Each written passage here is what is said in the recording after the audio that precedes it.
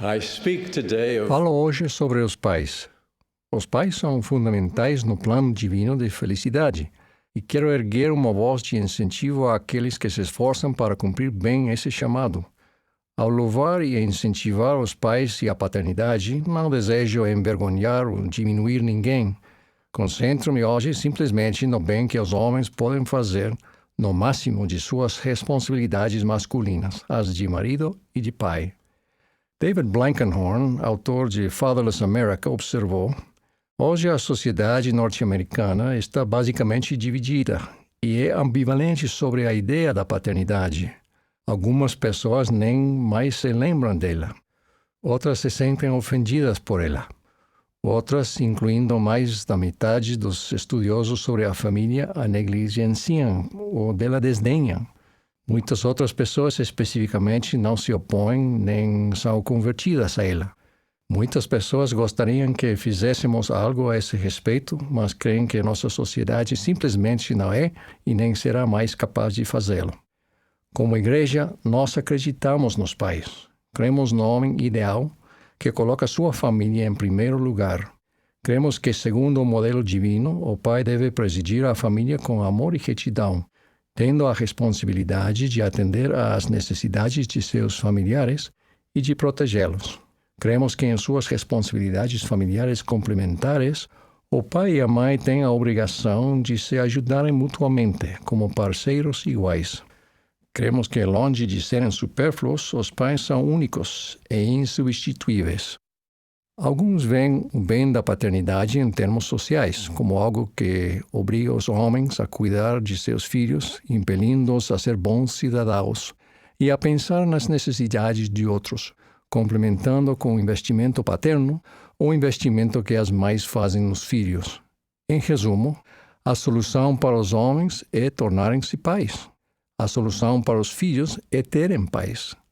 A solução para a sociedade é criar pais.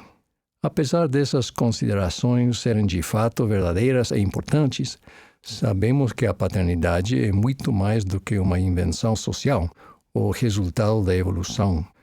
O papel dos pais tem origem divina, iniciando com um pai nos céus e, nesta esfera mortal, com o pai Adão. Nosso Pai Celestial é a expressão perfeita e divina da paternidade. Seu caráter e seus atributos incluem bondade abundante e amor perfeito. Sua obra e sua glória são o desenvolvimento, a felicidade e a vida eterna de seus filhos. Os pais neste mundo decaído não podem de modo algum se comparar com Sua Majestade Celestial, mas em sua melhor capacidade estão se esforçando para imitá-lo. E de fato trabalham na obra dele. Eles são honrados com uma confiança notável e séria. Para nós, homens, a paternidade expõe nossas fraquezas e nossa necessidade de melhorar. A paternidade exige sacrifício, mas é uma fonte de incomparável satisfação, mesmo de alegria. Novamente, o modelo supremo é nosso Pai Celestial, que nos amou, seus filhos espirituais, de tal maneira que deu seu Filho unigênito para nossa salvação e exaltação. Jesus disse: ninguém tem maior amor do que este, de dar a alguém a sua vida pelos seus amigos. Os pais manifestam esse amor quando entregam sua vida dia após dia, trabalhando para servir e manter sua família. Talvez o trabalho mais importante de um pai seja o de voltar o coração de seus filhos para o Pai Celestial. Se por meio de seu exemplo, assim como de suas palavras, um pai puder demonstrar o que significa ser fiel a Deus na vida cotidiana, esse pai terá dado a seus filhos a chave para alcançar a paz nesta vida e a vida eterna no mundo vindouro. O pai que lê as Escrituras para os filhos e com eles, os familiariza com a voz do Senhor. Nas Escrituras encontramos uma ênfase repetida sobre a obrigação que o pai tem de ensinar seus filhos. E também, se em Sião ou em qualquer de suas estacas organizadas houver pais que, tendo filhos, não os ensinarem a compreender a doutrina do arrependimento, da fé em Cristo, o Filho do Deus vivo, e do batismo e do dom do Espírito Santo pela imposição das mãos, quando tiverem 8 anos, sobre a cabeça dos pais seja o pecado. e também ensinarão seus filhos a orar e a andar em retidão perante o Senhor. Em 1833, o Senhor repreendeu Joseph Smith, Sidney Rigdon e Frederick G. Williams, membros da primeira presidência, por sua atenção inadequada ao dever de ensinar seus filhos. Não ensinaste luz e verdade a teus filhos, segundo os mandamentos, e aquele ser maligno ainda tem poder sobre ti, sendo essa a causa de tua aflição. O pai deve ensinar a lei e as obras de Deus novamente para cada geração. Conforme declarou o salmista, porque ele estabeleceu um testemunho em Jacó e pôs uma lei em Israel, a qual deu a nossos pais para que a fizessem conhecer a seus filhos, para que a geração vindoura a soubesse, os filhos que nascessem, os quais se levantassem e a contassem a seus filhos, para que pusessem em Deus a sua esperança, e não se esquecessem das obras de Deus, mas guardassem os seus mandamentos. Sem dúvida, o ensino do Evangelho é um dever compartilhado entre o pai e a mãe, mas o Senhor é claro a mostrar que espera que o pai lidere, de modo a tornar esse ensino uma prioridade. E devemos nos lembrar de que trabalhar e divertir-se juntos podem ser uma forma importante de ensinar. O Senhor espera que o pai ajude a moldar seus filhos e os filhos querem e precisam de um modelo. Eu mesmo fui abençoado com um pai exemplar. Lembro-me de que quando era um menino de 12 anos, meu papai candidatou-se para a Câmara dos Vereadores em nossa comunidade bem pequena. Ele não fez uma campanha eleitoral extensa. Tudo de que me lembro é que papai fez com que meus irmãos e eu distribuíssemos panfletos de porta em porta, convidando o povo a votar em Paul Christopherson.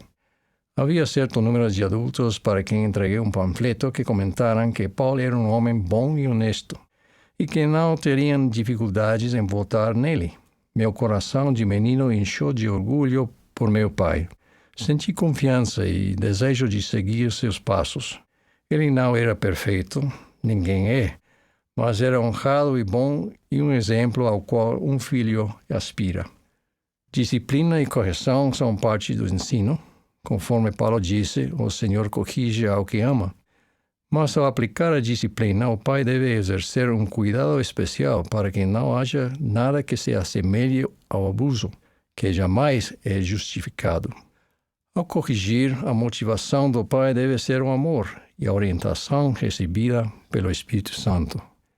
Reprovando prontamente com firmeza, quando movido pelo Espírito Santo, e depois mostrando então um amor maior por aquele que repreendeste, para que ele não te julgue seu inimigo, para que ele saiba que tua fidelidade é mais forte que os laços da morte. Disciplina no padrão divino não tem tanto a ver com punição, mas está relacionada a ajudar um ente amado no caminho do autodomínio. O Senhor ensinou que todos os filhos têm o direito de receber de seus pais o seu sustento até alcançarem a maioridade. Prover o sustento é uma atividade consagrada. Prover o sustento da família, embora geralmente exija que se fique algum tempo longe dela, não é inconsistente com a paternidade, mas é a essência de ser um bom pai. Trabalho e família são responsabilidades que se sobrepõem. Obviamente, isso não justifica que um homem negligencie sua família em favor de sua carreira, ou, no outro extremo, que um homem não se esforce e se contente em transferir sua responsabilidade para outros. Reconhecemos a agonia dos homens que são incapazes de encontrar meios de sustentar adequadamente sua família. Não é uma vergonha que, em um dado momento, apesar de seus melhores esforços, alguns não sejam capazes de cumprir todos os deveres e responsabilidades de um pai. Enfermidades, falecimentos e outras circunstâncias podem exigir adaptações específicas. Outros parentes devem oferecer ajuda quando necessário. Amar a mãe de seus filhos e demonstrar esse amor são duas das melhores coisas que um pai pode fazer por seus filhos. Isso reafirma e fortalece o casamento, que é o alicerce da vida e da segurança da família.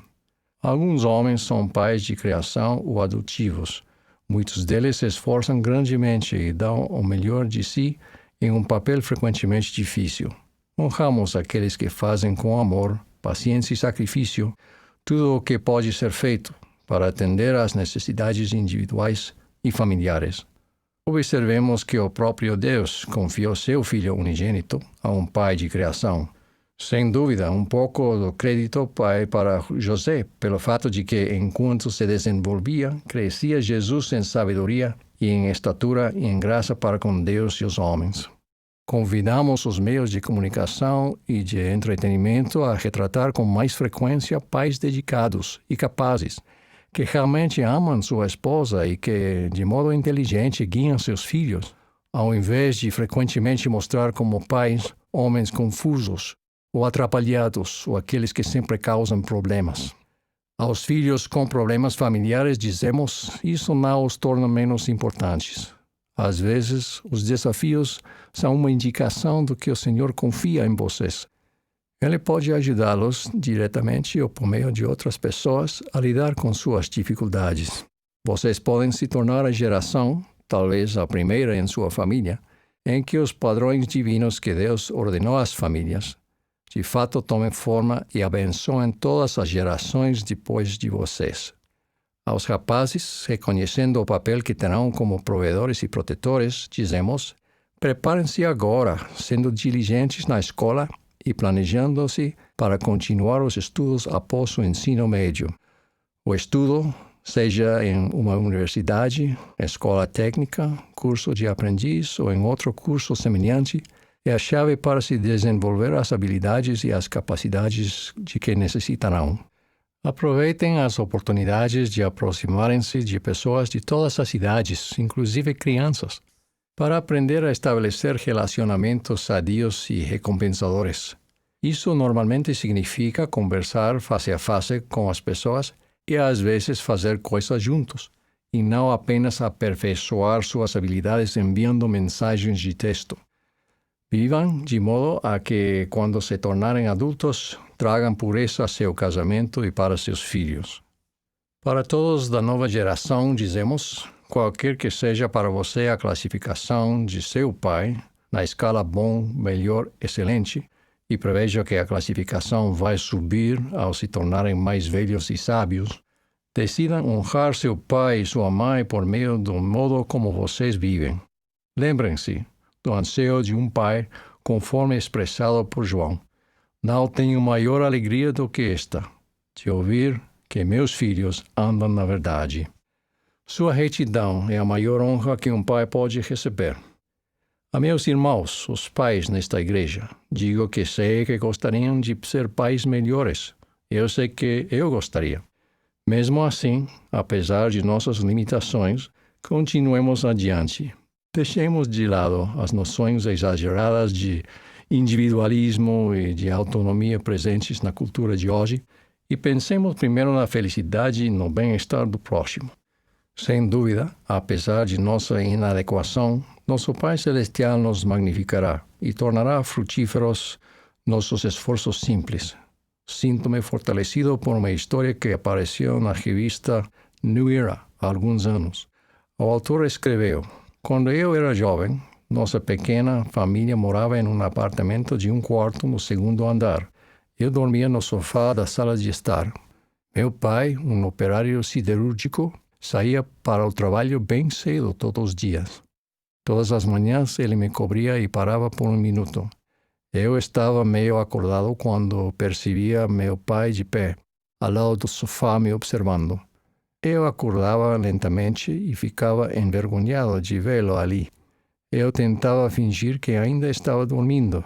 Descobri que, enquanto estava de pé ao lado de minha cama, ele estava orando por mim, com toda a atenção, energia e concentração.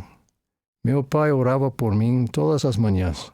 Ele orava para que eu tivesse um bom dia, que eu fosse protegido e que eu aprendesse e que me preparasse para o futuro. E como ele ficaria longe de mim até anoitecer, ele orava pelos professores e pelos amigos com quem eu estaria naquele dia. A princípio, eu não entendia muito bem o que meu pai fazia todas aquelas manhãs quando orava por mim, mas quando cresci pude sentir seu amor e seu interesse por mim e por tudo o que eu fazia. Essa é uma de minhas lembranças preferidas. Foi apenas anos mais tarde, depois que me casei, tive filhos e os visitava em seu quarto enquanto estavam dormindo e orava por eles, que compreendi completamente como meu pai se sentia a meu respeito. Alma testificou a seu filho: "Eis que te digo, que sem dúvida será Cristo quem virá. Sim, ele vem proclamar boas novas de salvação a seu povo. E agora, meu filho, este foi o ministério para o qual foste chamado: declarar estas boas novas a este povo, a fim de preparar-lhes a mente, ou melhor, a fim de que preparem a mente de seus filhos, para ouvirem a palavra na hora de sua vinda. Esse é o ministério dos pais hoje. Que Deus os abençoe e os torne capazes de assim fazer. Em nome de Jesus Cristo. Amém.